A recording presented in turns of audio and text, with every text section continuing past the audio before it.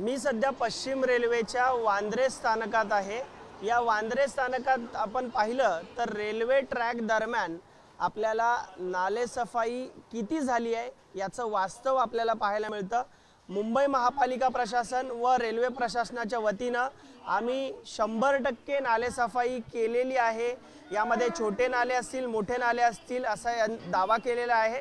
मात्र प्रत्यक्षात वांद्रे रेल्वे स्थानक परिसरामध्ये आपण हे पाहिलं तर हे छोटे नाले आहेत। त्या ठिकाणची परिस्थिती आपण पाहू शकतो। रेल्वे ट्रॅक दरम्यान मोठ्या प्रमाणात घाणीचं साम्राज्य हे सध्या या ठिकाणी पाहायला मिळतंय आणि याच सगळ्या घाणीमुळे पावसाळ्यामध्ये पाणी साचतं। पावसाळ्यापूर्वी आता मुंबई महापालिकेच्या वतीनं व रेल्वे प्रशासनाच्या वतीनं मुंबईत रेल्वे ट्रॅक्स असतील, मोठे नाले असतील, छोटे नाले असतील, या ठिकाणी नालेसफाईला सुरुवात केलेली आहे।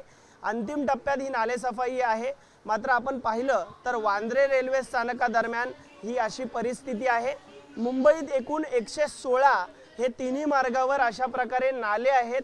मात्र त्याची सफाईच झाली नसल्याचं वास्तव सध्या आपल्याला पाहायला मिळतंय। अशाच प्रकारे मुंबईतले अनेक रेल्वे स्थानकं आहेत, त्या ठिकाणी देखील हीच परिस्थिती आहे आणि याचमुळे मुंबईत पाऊस पडला की रेल्वे ट्रॅकवर पाणी येतं आणि त्यामुळे रेल्वे ठप्प होते।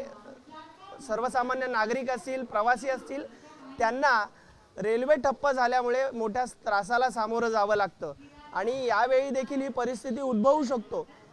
पालिका आणि रेल्वे प्रशासन हे नाले सफाई झाल्याचा दावा करत असली तरीही प्रत्यक्षात ही नाले सफाई झाली नसल्याची मुंबईत सर्व रेल्वे स्थानकांमध्ये आपल्याला पाहायला मिळते। कॅमेरामन अरविंद वारगेसह मी अल्पेश करकरे, एबीपी माझा, मुंबई। एबीपी माझा, उघडा डोळे बघा नीट।